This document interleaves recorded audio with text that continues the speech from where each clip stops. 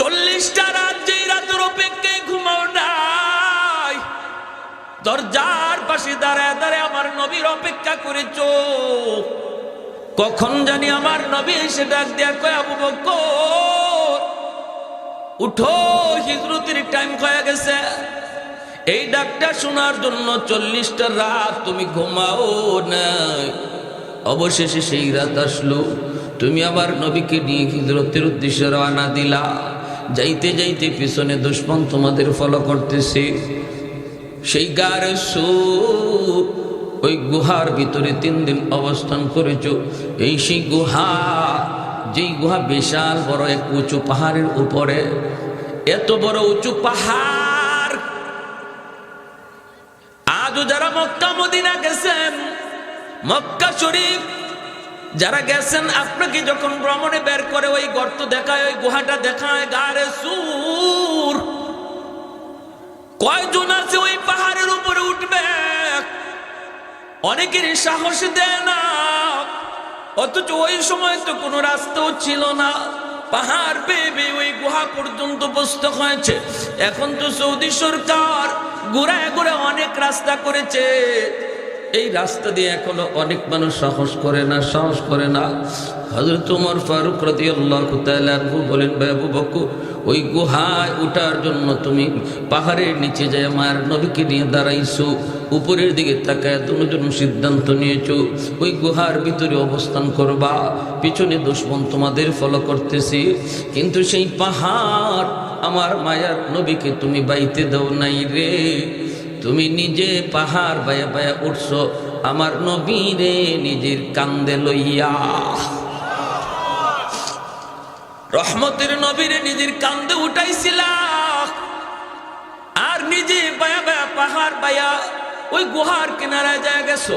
যে নবীকে বলছো, নবী গো আপনি গুহার মুখে দাঁড়ান, আপনি আগে গুহায় ঢুকেন না গো নবী, আমি একটু আগে গুহার ভিতরে ঢুকে দেখি গুহাটা নিরাপদ কিনা, নাকি আবার কোনো হিংস্র জীব জানোয়ার আছে।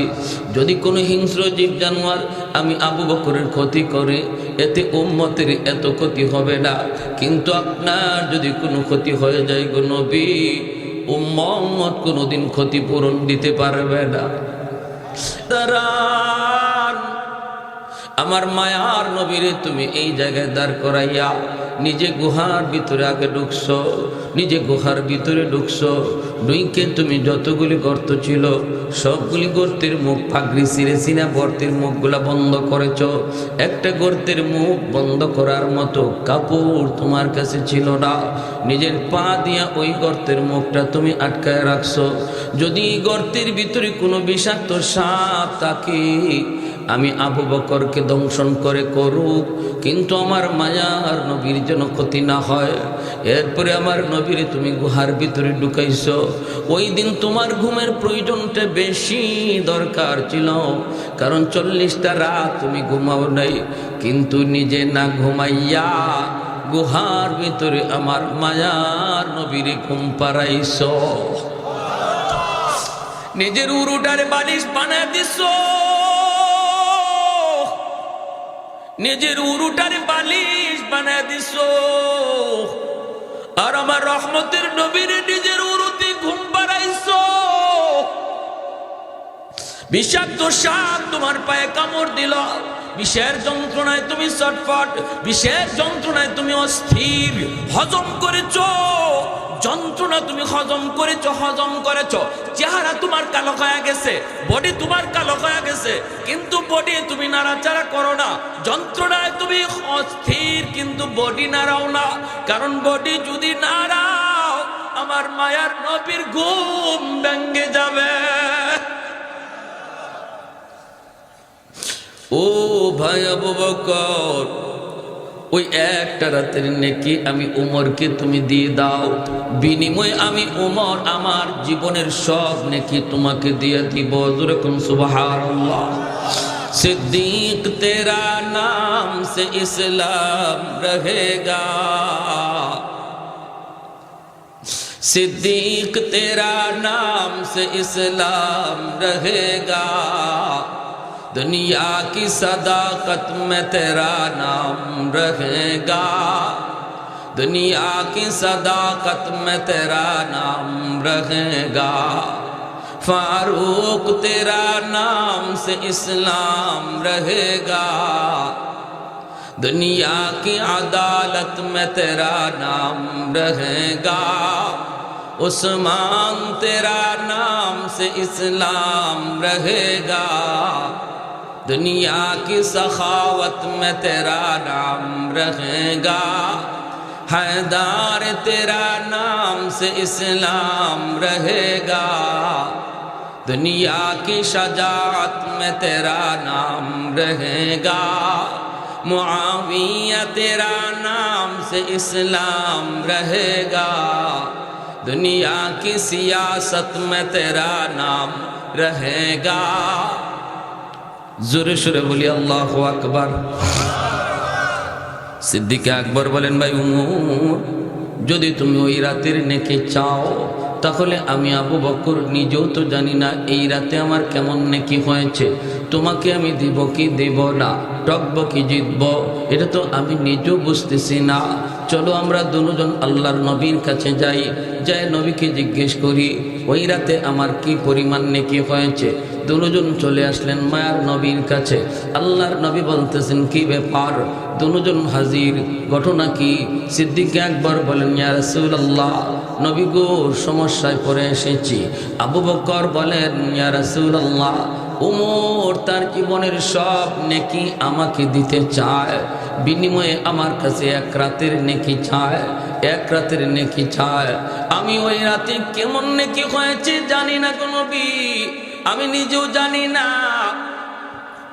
আমরা দুজন আপনার কাছে জানতে এসেছি ওই রাতে আমার কি পরিমাণ নেকি হয়েছে। আল্লাহর নবী বলেন, আবু বকর কোন রাতের কথা বলছো? তখনই সিদ্দিক আকবর কয়, নবী গো, ওই রাত হলো আপনার সাথে হিজরতের রাত। আল্লাহ নবী বলে, আবু বকর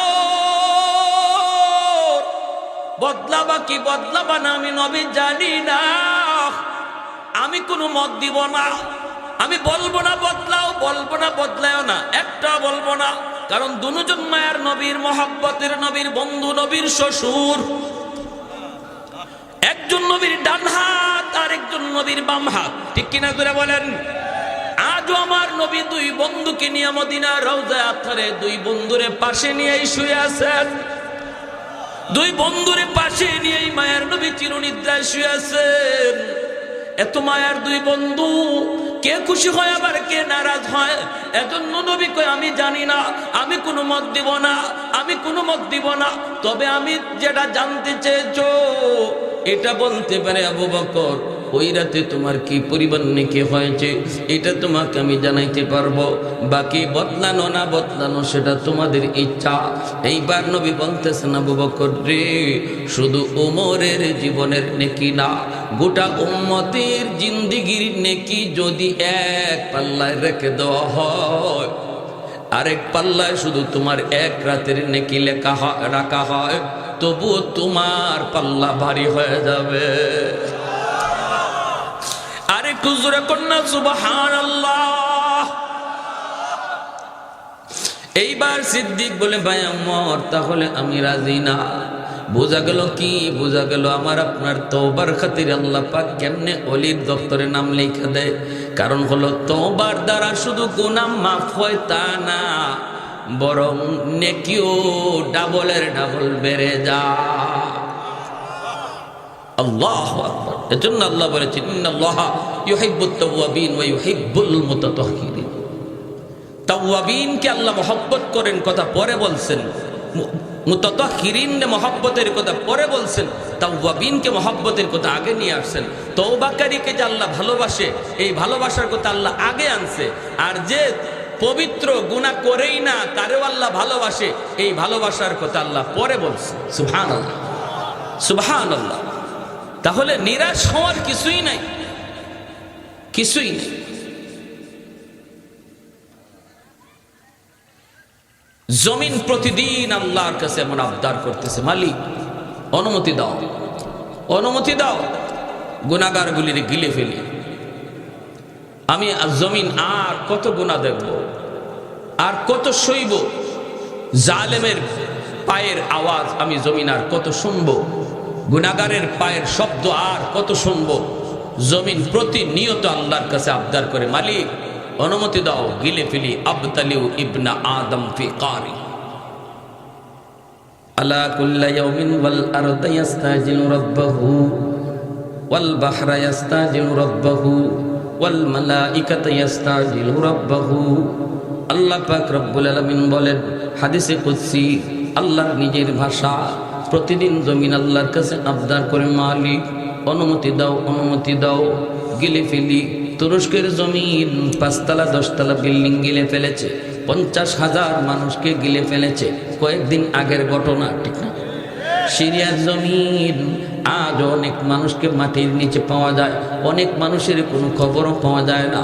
এমনিভাবে আল্লাহ পাক রব্বুল আলামিন কয়, শুধু তুরস্ক আর সিরিয়ার জমিন নয়, বাংলার জমিনও প্রতিদিন আল্লাহর কাছে আবদার করে, মালিক অনুমতি দাও ওই গুনাহগারকে আমি গিলে ফেলি, গুনাহগারের 10 তলা বিল্ডিংটাও আমি গিলে ফেলি।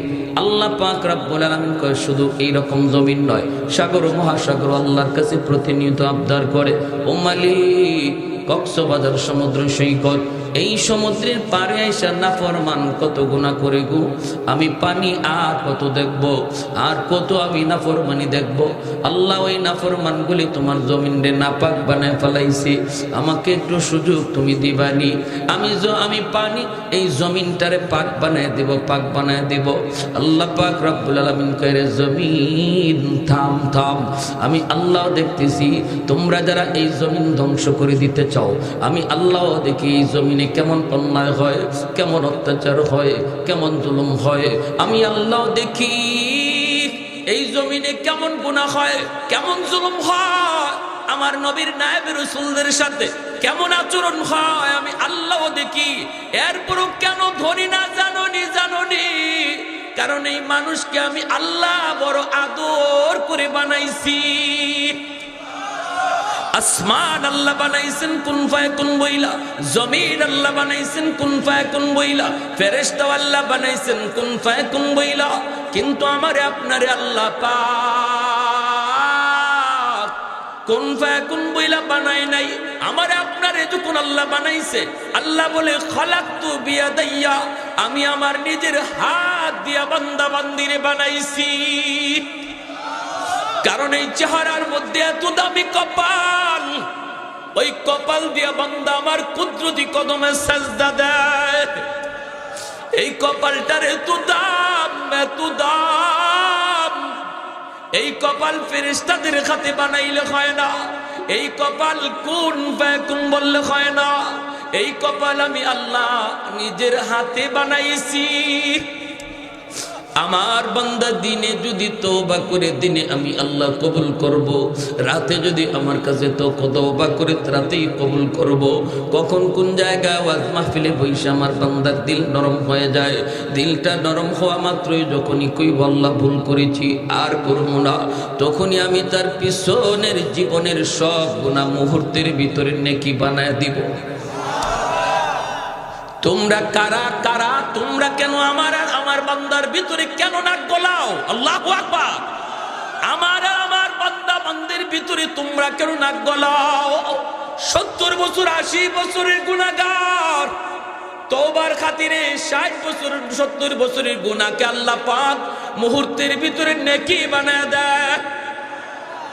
আল্লাহ বলে এখনো জমিনের মধ্যে 4 শ্রেণী আছে, লাউলা মাশাইকু রুক্কা ওয়াশ-শাবাবু খুশা ওয়াল আতফালু রুদ্দা ওয়াল আনআমু রুত্তা লাজআলতুস সামাআ হাদিদা ওয়াল আরদা খাফসাফা ওয়াত তুরাবা রামাদা ওয়ামা আনজালতু মিনাস সামাই কাতরা ওয়ামা আমবাততু মিনাল আরদি নাবাতা বাল আনজালতু আলাইকুমুল আযাবা সাফা।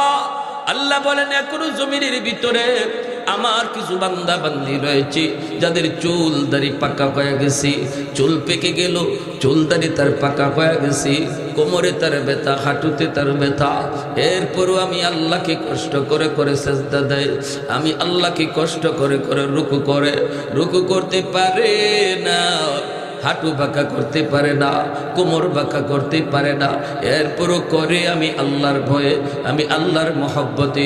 আমার ওই বান্দা বান্দি যখন কষ্ট করে আমি আল্লাহর কদমে সেজদা দেয় রে, তখন আমি আল্লাহ এই জমিনের প্রতি তখন মায়া লেগে যায়।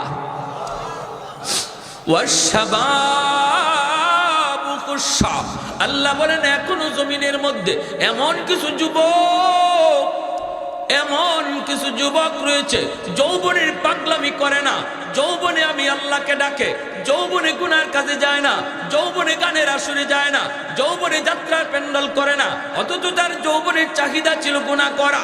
আমি আল্লাহর ভয়ে, আমি আল্লাহর মহব্বতে দুনিয়ার হারাম প্রেম নাপাক ভালোবাসার দিকেও দৌড়ায় না, কলিজার ভিতরে আমার মহব্বত জমায়, আমার হাবিবের মহব্বত তার কলিজায়।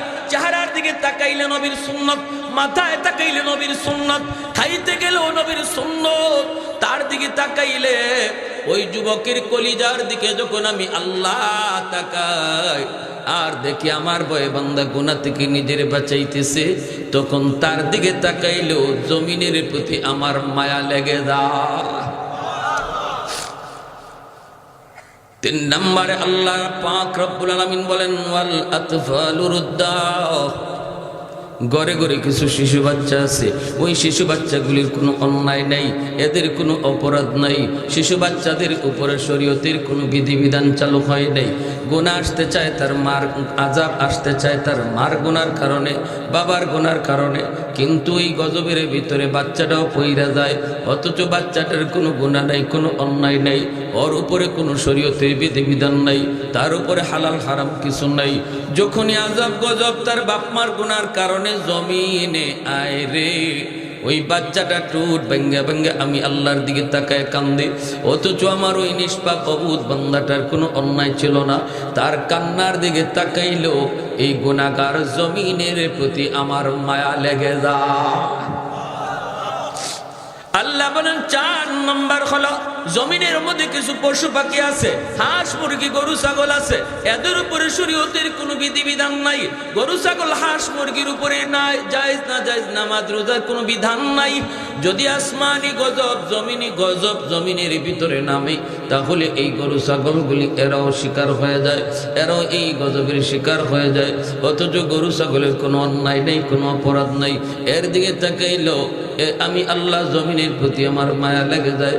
এজন্য বলি যুবক, গরু ছাগল হাঁস মুরগি পশু পাখি যা কিছু দেখি, ও কারণে গরুটার মারধর করবা না, ও কারণে ছাগলটার গায়ে হাত দিবা না, কারণ জানোনি সে যদিও হাইওয়ান কিছু বলতে পারে না, আল্লাহ তার খাতিরে তোমারে আমারে বাঁচায় রাখছে।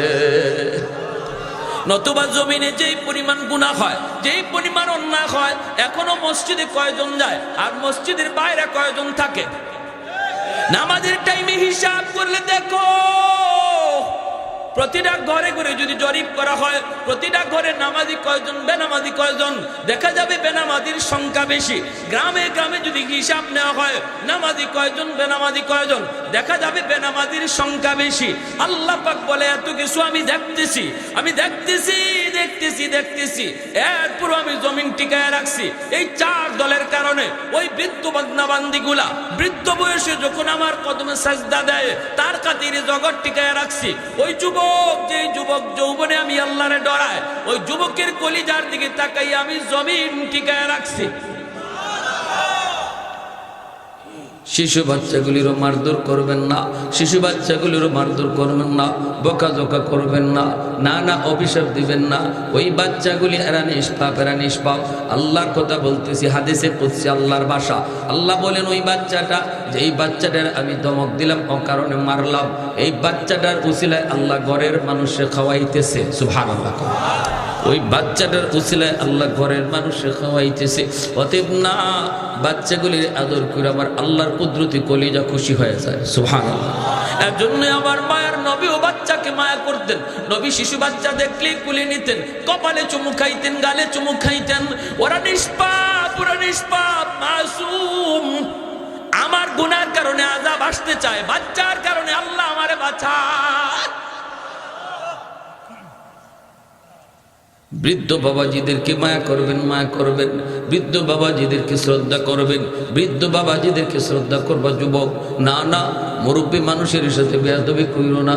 ওই চুলদারি সাদা মানুষটার খাতিরে আল্লাহ আমারে বাঁচায় রাখছি। মুরব্বী মানুষকে আল্লাহ নিজেও সম্মান করে, আল্লাহ নিজেও সম্মান করে। কেমনে সম্মান করে একটা ঘটনা বলি, শোনেন, মনোযোগ দিয়ে শোনেন। হযরত আলী রাদিয়াল্লাহু তাআলা আনহু ঘর থেকে বের হয়েছেন, তিনি মসজিদে নামাজে শরীক হবেন। ইমাম হলেন আমার নবী, রহমতের নবী, নবীজি ইমাম। আলী ঘর থেকে বের হয়েছেন নামাজে শরীক হওয়ার জন্য, কিন্তু মসজিদে নববী যাওয়ার মাঝখানে একটা গলিপথ, গলিপথটা হলো অত্যন্ত চিকন একটা পথ। এই পথ দিয়ে হযরত আলী যাবেন। যেই মাত্র গলিপথে ঢুকলেন, দেখেন একজন মুরব্বী মানুষ গলিপথ দিয়া লাঠিতে ভর দিয়ে যাইতেছে। কোমর বাঁকা হয়ে গেছে, কোমর বাঁকা হয়ে গেছে। কি যেন খুঁজে, কি যেন খুঁজে। মুরব্বী মানুষ কোমর বাঁকা হয়ে লাঠিতে ভর দিয়া কিছু খুঁজে না রে বাবা, খুঁজে যৌবন কোথায় হারাইলাম, যৌবন কোথায় হারাইলাম, যৌবনটা খুঁজে। ওই আলী রাদিয়াল্লাহু তাআলা আনহু তিনি পিছনে আসতেছেন। হযরত আলী মনে মনে ভাবতেছেন, এখন আমি কি করব? যদি মসজিদে আল্লাহ নবীকে আমার রুকু ধরতে হয়, তাহলে একটু দ্রুত যাওয়া লাগবে, দ্রুত। আর দ্রুত গেলে ওই মুরব্বী মানুষটার একটু চাপ দেওয়া লাগবে। চাচা আমার একটু সাইড দেন, এতটুকু বইলা ওনাকে একটু চাপ দেওয়া লাগবে। হযরত আলী রাদিয়াল্লাহু তাআলা আনহু নিজের মনে বুঝান, এরে আলী বল, তুই কি মুরব্বী মানুষকে একটু কষ্ট দিবি, নাকি তোর রাকাত একটা ছুটে গেলে ছুটে যাবে? আলীর মন কয়, আলী রে, মুরব্বী মানুষকে আমার আল্লাহ নিজেও সম্মান করে। মুরব্বী মানুষ যখন আল্লাহর কাছে হাত উঠায় সাদা দাড়ি সাদা চুল লইয়া, তখন আল্লাহ বলে আমার তখন বড় লজ্জা লাগে। সুবহানাল্লাহ। না না, সম্মান করো, আল্লাহ যারা সম্মান করে তুমিও করো। হযরত আলী তারে ধাক্কাও দিলেন না, সাইড দিতেও বললেন না, পিছনে পিছনে যাইতেছেন। রাকাত একটা ছুটে যাবে আজকে নিশ্চিত, একটা রাকাত ছুটে যায়, ছুটে যাক। নবী মসজিদে নববীর ইমাম, এইদিকে আলী আসতে একটু দেরি হইতেছে। মায়ার নবী রুকুতে চলে গেছেন, রুকুতে চলে গেছেন, রুকুতে চলে গেছেন। যেমনি রুকুতে গেছেন, আল্লাহ পাক জিবরাইলে আমিনকে নবীর কাছে পাঠায়া দিছে। পাঠায়া দিয়া বলতেছে, নবী গো, রুকু থেকে মাথা উঠাবেন না গো নবী, রুকু লম্বা করেন, কারণ আপনার আলী এখনো রাস্তায়। সুবহানাল্লাহ। ওগো নবী, রুকু থেকে মাথা উঠেন না, কারণ আপনার আলী এখনো রাস্তায়, জামাত পায় নাই। আমি জিবরাইল যখন বলবো তখন মাথা উঠাবেন। আল্লাহ নবী রুকু লম্বা করা শুরু করলেন। নামাজে নবী আর কোনো প্রশ্ন করলেন না। আলী রাদিয়াল্লাহু তাআলা আনহু যখন রুকুতে নবীরে পাইলেন, তখন জিবরাইল কয়, নবী গো, এইবার দয়া করে মাথা উঠান, আপনার আলী আপনার রুকুতে পায়া গেছে। সুবহানাল্লাহ। নামাজ শেষ হলে পরে আল্লাহর নবী মসজিদে নববীর মিম্বরে বসে ডাক দিলেন, আলী এদিকে আসো, এদিকে আসো। সাহাবায়ে কেরাম একটু বুঝতে চাইতেছেন, আজকে রুকু এত লম্বা হলো কেন, অন্য দিনের চেয়ে আজকে রুকু এত লম্বা হলো কেন? প্রশ্ন সবারই মনে। নবী ডাক দিলেন, আলী এইদিকে আসো। আলীকে ডাক দিয়ে কাছে আনলেন। সেই মায়ার নবী বলতেছেন, আলী আজকে নামাজে আসতে দেরি হলো কেন? হযরত আলী রাদিয়াল্লাহু তাআলা আনহু বলেন, নবী গো, কই বেশি দেরি হয় নাই, আমি তো আপনাকে রুকুতে পাইছি। আল্লাহ নবী কয়, আলী কেমনে পাইছো? হুশ নাই, হুশ থাকার কথাও না রে। তোমার রুকু পাওয়ার জন্য আল্লাহ পাক আমাকে রুকুতে হ্যাং করে রাখছে। সুবহানাল্লাহ। আমারে আল্লাহ পাক রুকুতে আটকায় রাখছে যেন তুমি রুকু পাও। হযরত আলী অবাক হয়ে গেলেন, ইয়া রাসূলুল্লাহ, এত কিছু ঘটে গেছে আমি বুঝি নাই গো নবী। আল্লাহ নবী কই, বুঝতে হবে না, আগে বলো কি হয়েছে, রাস্তা কি হয়েছে কও। হযরত আলী বিস্তারিত বলার পর মায়ের নবীর চোখ দিয়ে দর দর করে পানি পড়ে। আর নবী কয়, আলী রে, একজন মুরব্বীর সম্মান করার কারণে আল্লাহ পাক তোমারে কি পরিমাণ সম্মানী বানাইছে দেখো। এ যুবক, আজকে মুরব্বীর দিকে তুমি চোখ লাল করে তাকাও কোনো কারণে, সাবধান। চুলদারি সাদা মানকুল আল্লাহর কাছে বড় দামি, বড় দামি, বড় দামি। না, বেয়াদবি করবা না, বাপ মার সাথে বেয়াদবি করবা না, কারণ মা বাবার দোয়ার দ্বারা আল্লাহ তোমার ভবিষ্যৎ আলোকিত করবে। বাপ মার বদদোয়া থাকলে ভবিষ্যৎ আল্লাহ অন্ধকার করে দিবে, অন্ধকার। যেই সন্তানের উপরে তার বাপ মার দোয়া থাকবে, আল্লাহ পাক রব্বুল আলামিন তার সামনের জীবনের সমস্ত পথ আসান করে দিবে। 1 নম্বর আল্লাহ হায়াতে বরকত দেয়, 2 নম্বর আল্লাহ পাক রব্বুল আলামিন তার রিজিকে বরকত দেয়, 3 নম্বর আল্লাহ পাক তার সন্তানগুলিকে নেককার সন্তান বানায়। আল্লাহু আকবার। ঘরে যে একজন বৃদ্ধ মা, বৃদ্ধ বাবা, আব্দুল কাদের জিলানী, মঈনুদ্দিন চিশতি তোমার জন্য এক জায়গায় বৈশা দোয়া উঠাইছে, হাত উঠাইছে। নবী বলে তাদের দোয়া কবুল হবে কি হবে না কোনো গ্যারান্টি নাই, কিন্তু তোমার আব্বা, কিন্তু তোমার আম্মা যদি তোমার জন্য হাত উঠায়, মায়ার নবী বলতেছেন এই দোয়া কবুল হবে, এটা 100% গ্যারান্টি। সালাসাতুন দাওয়াতুম মুস্তাজাবাতুম লা শাক্কা ফীহ, দাওয়াতুল মাজলুম, দাওয়াতুল মুসাফির ওয়া দাওয়াতুল ওয়ালিদ আলা ওয়ালাদিহি। এজন্য রে যুবক, দুনিয়ার মানুষ তোমারে ভালো জানে, বাপ মা তোমারে খারাপ জানে। আল্লাহ বলে আমিও তোরে খারাপ জানি। বাপ মা যদি তোমারে ভালো জানে, আল্লাহ বলে আমিও তোমারে ভালো জানি। রিদার রাব্বি ফি রিদাল ওয়ালিদাইন ওয়া সাকাতুর রাব্বি ফি সাকাতিল ওয়ালিদাইন। এজন্য যুবক, যৌবন কালটা হলো তোমার আল্লাহকে খুশি করার বয়স। যুবক, যৌবন কালটা হলো আল্লাহর ওলি হওয়ার বয়স, তোমার আল্লাহর ওলি হওয়ার বয়স। এজন্যই তো জুন্নুন মিসরি রহমাতুল্লাহি আলাইহি তিনি নদীর কিনারা দিয়ে হাঁটতেছেন। একটা যুবক দেখেন আল্লাহর কেমনে ওলি হইয়া কেমনে বিপদ থেকে আল্লাহ তারে বাঁচাইছে যৌবন কালে। জুন্নুন মিসরি আল্লাহর বহুত বড় একজন ওলি, নদীর কিনারা দিয়ে তিনি হাঁটতেছেন। অসুবিধা হইতেছে আপনাদের? চলবে ভাই ভাই, চলবে। মনোযোগ কার কার আছে একটু হাত উঠে আল্লাহকে। আল্লাহ তুমি কবুল করো, জোরে বলি আমিন। হঠাৎ করে আল্লাহর ওলি দেখেন পানির নিচ থেকে একটা কচ্ছপ পানির উপরে ভাসলো। ওই কচ্ছপটা আল্লাহর কুদরতের নদীর পারে আসলো, আর বিচ্ছুটা লাফ দিয়া কচ্ছপের পিঠে বসে গেল। কচ্ছপটা খেয়া হইয়া বিচ্ছুটাকে নদী পার কইরা দিল। এই ক্ষমতা আল্লাহর আসেনি না নাই? আল্লাহ পারেনি না পারে না? এটা আল্লাহর কুদরত, ঠিক কিনা ধরে বলেন? আল্লাহ পাক রব্বুল আলামিন তার কুদরতে পার করে দিলেন। এইবার জুন্নুন মিসরি কই মালি, বিচ্ছু তো তুমি পার করে দিছো, কিন্তু আমারও তো নদী পার হতে মন চাই, কিন্তু কেমন করে নদী পার হব? কোনো খেয়া নাই, কোনো নৌকা নাই। আল্লাহ কেমন করে নদী পার হই? মালিক আমাকে নদী পার করাও। বিচ্ছুরে যদি তুমি পার করাইতে পারলা, আমাকেও তুমি পার করাও। আল্লাহ পাক তার অলির অন্তরে ইলহাম করে দিলেন, হাতের জায়নামাজ পানিতে বিছায় দাও, আর জায়নামাজে বসে পড়ো, আমি আল্লাহ তোমাকে জায়নামাজে বসাইয়া নদী পার করায় দিব।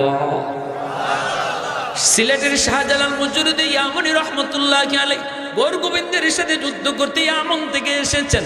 সুরমা নদীর সবগুলি নৌকা গোর গোবিন্দ সরায় দিল।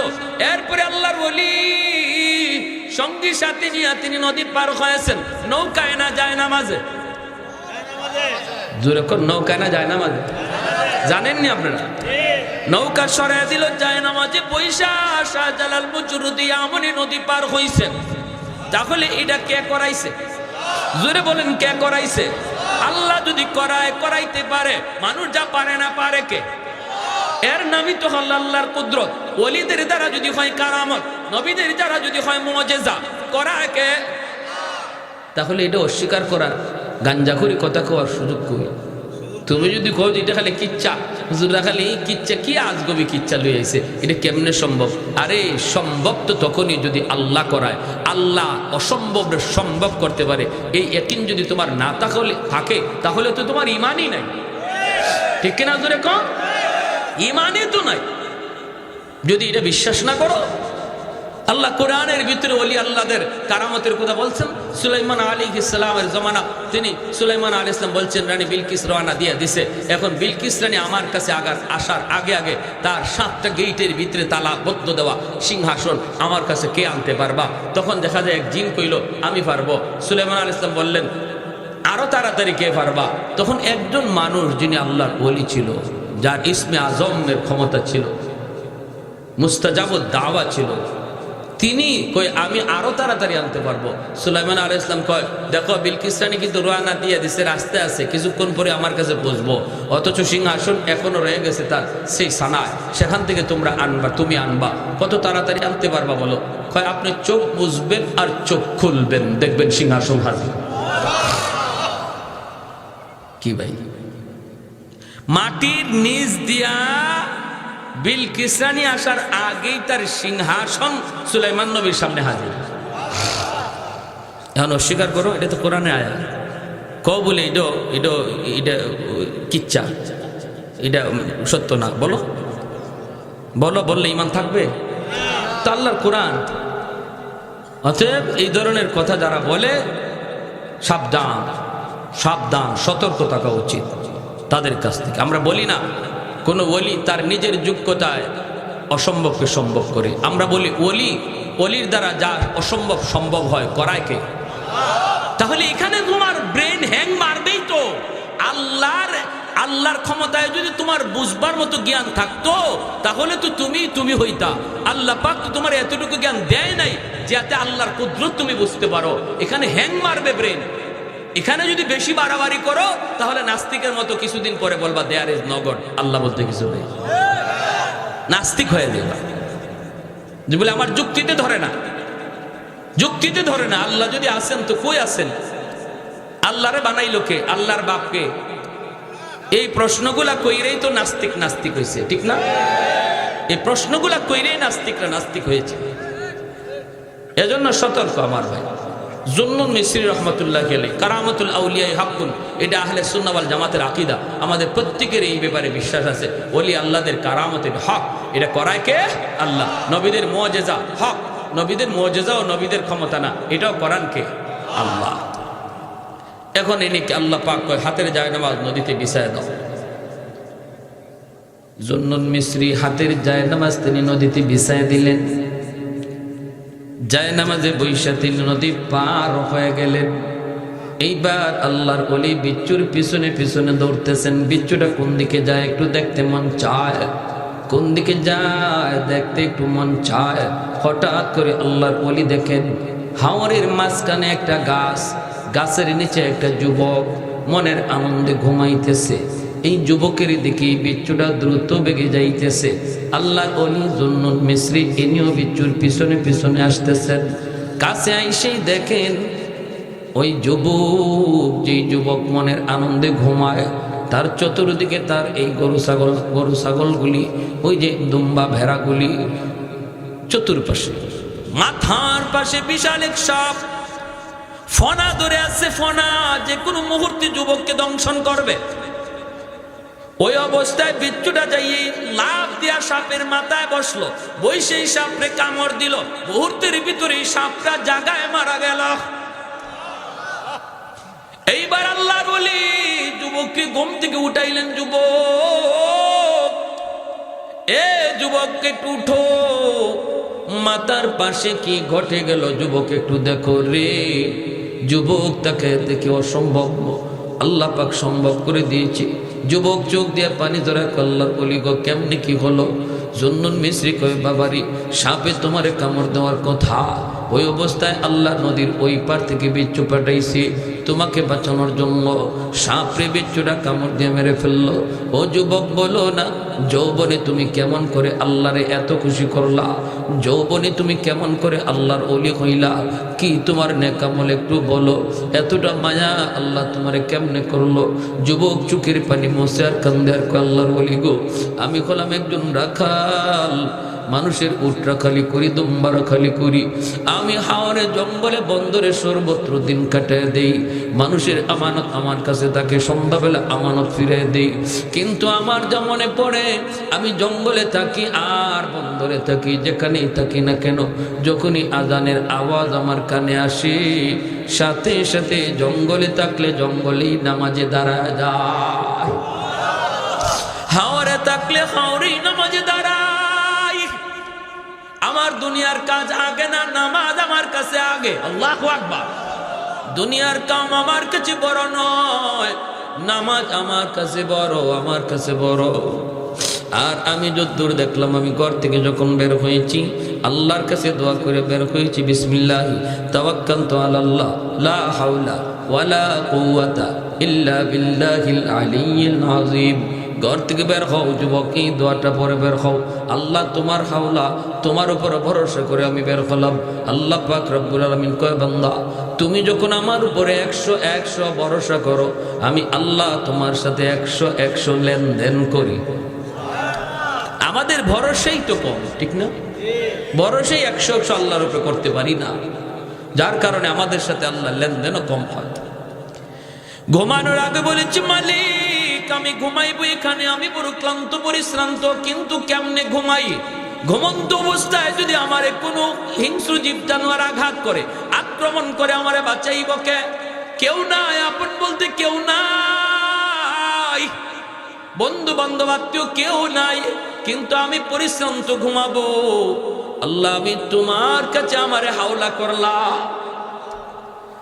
এই বইলে আমি ঘুমাইছিলাম। আল্লাহর ওলি জুন্নুন মিসরি, যুবক এজন্যই তোমাকে আল্লাহ পাক যৌবনে তোমার নাম অলির তালিকায় উঠাই দিছে।